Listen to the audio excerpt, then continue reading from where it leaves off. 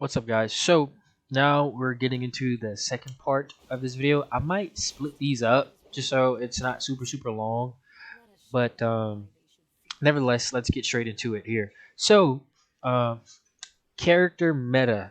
So right now, because of the change that they made, Yoto Hime can now get health off of this. This is the only one you want to use now because every time you do damage, you're pretty much life stealing. So you want to use this one. You have to use this one. This is the one you want to use. Uh, this, of course, obviously, a multi-purpose tool. Everyone gets that. So right now, meta, a character that you have to have on your team, you have to have it, is Yotohime, or the only substitute would be Valda. And the reason why I say this is because number one, Yotohime allows for you to get a lot of stun lock pressure into a guaranteed combo damage, which off of this, and so does Valda off of this. These abilities really work the same. They're projectiles that stun people and allow for you to get a combo off. They literally are the exact same ability. So for people to say like, "Oh shoot, her ability is broken. You can get so much combo damage, or whatever," I'm like, you can do the same thing with this one, you know. So these two are the two best characters in the game right now. As far as her ultimate, I would always recommend her last one, and there's a reason why. Because you can actually sit there and it brings a skill gap. These two, you have the wave. The wave is not good because they can dash out of the wave. You can't dash out of you aiming this at them, and you can literally take people out of the fight. Every time I've used this ability, I've been able to like knock Tarka out of his ultimate. I've been able to knock people out of going into Temulch's berry. You can't shoot inside of his berry, but you can stop people from going in it, and you can keep someone out of it. You know, or you can like hit. You can actually stagger a Vadra, a Tianhai's ultimate, 5 times with this ability, which means he can't move. Every time I have gone against a Tianhai, this is his hardest counter in the game. So you want to use this because if Tianhai pops his ultimate, you pop yours. You hit him once, he can't move for like a second. You hit him again because you have 5 of them in this one. He won't be able to move for another second, and your team can just obliterate Tianhai. You can also do it with her slashes on her ultimate. So she's another hard counter to Tianhai, but you only get 3. You get 5 with her. So these two characters are must-haves on your team because Tianhai right now, pre-patch, he was the best character in the game. If you didn't have a Tianhai on your team, you were dying. Or Kurumi, you were dying. Uh, this character was just so strong. Now since he has 2 hard counters, he's not as strong, but he's still stupid strong. So then Kurumi, obviously, Hiller, goaded. You absolutely want to have a Kurumi on your team. Um, now she's more of like a safety net type of character. So if you get better at the game and you feel like you don't really need that safety net and you want to get more guaranteed damage to kill teams, then you don't need a Kurumi on your team. But if the other team has a Kurumi and you don't, you're really in a tough spot. You really have to work hard for those kills, you know. Um, so she's definitely a good character. Um, this ability allows for you to heal, you know, both of you. So that's a really good ability. This ability allows for you to give instant armor and help to your team. This one here allows for you to regain armor, but I'm starting to see no one use this one anymore, and everyone's using this one. And I believe it's because again, people are not sticking together like that, and you really don't want to be close up because Yotahime could pop her ultimate, Tianhai could pop his ultimate, uh, Valda could pop her ultimate. There's just so many ultimates that it's like you have to get out of this so quickly that this is not as good. So everyone's using this. Like I said, they would as the meta were to progress. So Kurumi is super good. You want to abuse her. Now let's talk about Tarka. So he's going to take a little time because he actually has some really good stuff that's really important. So number one, you only want to use this one. Forget Fireball. Forget about these. You don't want to use these. You want to use this one because if you land the strike on this, after someone hits you and you land the strike, you actually are guaranteed 1 hit off of every weapon in the game, even the greatsword. That hit is guaranteed. They're in so much hit stun that you can actually guarantee the next hit with every weapon in the game, which means you can actually sit there and you can do a full 2 picking combo that's guaranteed from this ability. You can get a full spear combo with an uppercut from this ability. You can get a full dagger combo from this ability. You can get any combo that you want into an uppercut off of this ability. So this is super powerful. I would recommend it mostly with the dagger and the longsword. The other two, they require very specific timings, or a little bit harder. But with the dagger and the katana, you have your vertical light with the longsword, and you have uh, your horizontal light with the katana that allows for you could just throw that out and then do your stun lock and then get your combo from it. So those are the easiest to do this with. The others require a little bit of timing and a little bit of knowledge of your combos and how to get it and all of that. So they're a little bit harder, but nevertheless, this gives you a free combo. Okay. So you want to use this, only this. Now let's talk about this. This is the only one, and this is the actual true meta right now that not a lot of people are actually doing. Now, everyone's going to be using this one because of the fireballs. If you're using fireballs, you're probably going to use that. This one is good and everything, but let me make you a believer really quick as to why you want to use Blackout Frenzy. Number one, if you pop this ultimate, you're automatically at 50%, which means you can cancel your ultimate right there and have 50% charged immediately. Now, the beautiful thing, if you didn't know, is that as you do damage, you build your ult faster. But this ultimate is exclusive in the fact that you actually build your ultimate while you're actually in your ultimate. As you do damage, your ultimate stays up for longer. So if you have enough people, you can literally stay in your ultimate forever and never take projectile damage. You have an attack increase. That alone is super good. But what's most important is that his ultimate can be used while under attack. And not only that, but you actually get frame advantage whenever you use your ultimate, which means you can do it and then throw a light. And if they don't immediately dodge, because they can dodge a light, you don't get a guaranteed hit like Tianhai. Um, if they don't immediately dodge, you actually can get a free combo from popping this ability. Now, the reason why I'm calling it an ability is because if you play this right, you can actually sit here and get so much, like, you can like do this, pop it, right? And immediately, oh, it's 60 now. So that's even better. So you can do this, and let's say you get your combo, bam, cancel it, and now you're at 70%. Do some more combo damage, right?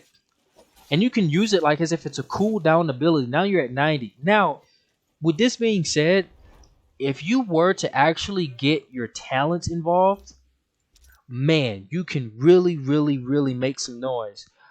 You don't have to sacrifice too much, but if you were to go in here and maybe go for that, or if you want to sacrifice your grappling distance, you can go for the cooldown, or you can go for this. You know, sacrifice a few of those your energy in order to get this. If you do so, you can literally use this like an ability that is just always up. And since you can use it while under attack, that makes it to where you literally can never take damage. It's like an ultimate where you can have up 24/7 and you never actually have to lose it. So, and since now you actually before it was 50% whenever you used it, now it's 60%, which means this is even better than it was before. So now you don't even have to use your talents in order to make this more powerful. Even if you wanted to, you can pretty much have it up all the time. But now this is just super super good. So I want you to think of this like it's an ability, a very very powerful ability, and this here is your free combo. So if you pair these two abilities up, whenever someone tries to hit you and you can guess it, you can get a guaranteed combo from it. If they do hit you and you missed out on this or something like that, you can use this to get guaranteed hit advantage into a combo if they don't dodge, and then cancel out of your ultimate to build it back up in order to use it again for the next time that they hit you. You can pretty much never take damage. This is the most powerful character in the game if you build him right and if you're able to play it right. I haven't been able to get a lot of these yet, but I am working my Tay up so I can actually make a full video to show you just how powerful this is. I've done the math on like the cooldown of the ability of this one, and then I've done the math on how much faster you'll get this one if you do it. Now I don't know how long it takes to build it, so I'll have to still do that part. So that's why I haven't made the video yet. But once I get my tay up, I will be making a video on this to show you just how powerful this is and just how this is the actual way you are supposed to play Tarka G from here on out. So Tarka G is super super good, super super powerful character. Next up, let's talk about Tianhai. So Tianhai, he can get I already one of them, but I forgot this part. You actually can get guaranteed frame advantage off of this ability here, and this one too. But this one can't be used under attack, so you don't want to use this one. You want to use this one because if someone attacks you and you pop this ability, then you can actually, if they hit you, you actually are guaranteed the next light to come out before them. They can't clash, they can't do anything. They have to dodge. If they don't dodge, they suffer the hit. They can't focus. They can't. They have to dodge. You have to dodge if you hit this version of his bell. Now, in some cases, not all cases, but you can actually get a guaranteed light if their attack had a lengthy enough animation, and if you did it early enough, you can actually get a guaranteed light into a combo. And I use it like that with my katana or my longsword. I use this, and then I get my guaranteed hit after that. And if they don't move, or if they did a lengthier focus attack or whatever it was that they did, like the second version of their light, I can get a guaranteed hit, and I actually get a free combo from that. So Tianhai is super good. You can use this as an offense move, kind of like this one. Exactly. These two moves work the same. You get a guaranteed combo from this one, and from this one you get a guaranteed combo. Uh, Now let's talk about Viper Ning. So if you use this second ability here, you can actually get some guaranteed damage. Now, not a lot of people know this. I actually didn't know this. I actually found this out from one of my friends. So basically the way that it works is if you throw this in the middle of a combo, you can actually get a guaranteed hit after that. So if you take that into consideration, what you can do is something like so. Give me a second here. Let's just grab this. So you can do something like this. Oh, hold on, wrong character. So you can do something like so, which would be so you can do something like so, which would be like this.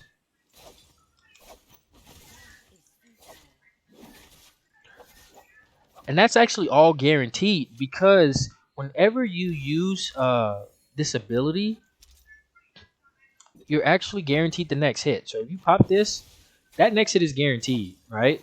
So that's a free combo starter or a combo extender. And a lot of people don't know that. So with that being said, Viperning is super, super powerful. But it's only in this ability. This one knocks people out of their focus. That's cool and everything. This one reduces their healing receive, yet prevents their focus attack from being interrupted for 15 seconds. I wouldn't use that one. Um, this one here, you don't really have to worry about the focus moves cannot be interrupted because if you use it in the proper, uh, the proper usage or whatever you want to call it, then you never have to really worry about that because you're only using it to extend the combo. Or let's say, for example, another thing you could do with it is something like this. So I'll turn the bot on so you can see it. So let's say you did this. Hold on one second. So let's say you did this and you got your second light.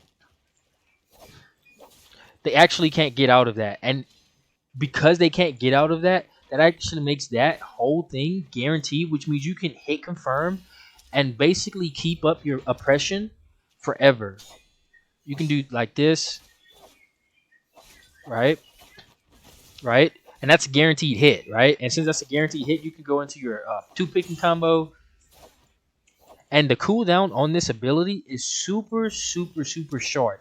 So because it's so short, you really, really, really want to like abuse the heck out of it whenever you can.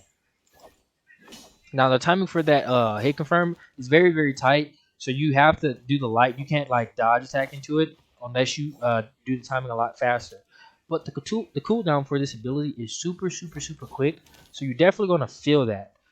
You can just have this up pretty much whenever you want. Again, 15 seconds. And if you use it right, again, you're doing a combo while you're in the middle of it. So by the time you finish your two pick and combo from it, it's pretty much like as if you never really feel it. So let's say you did. I keep messing that up. So let's say that you did.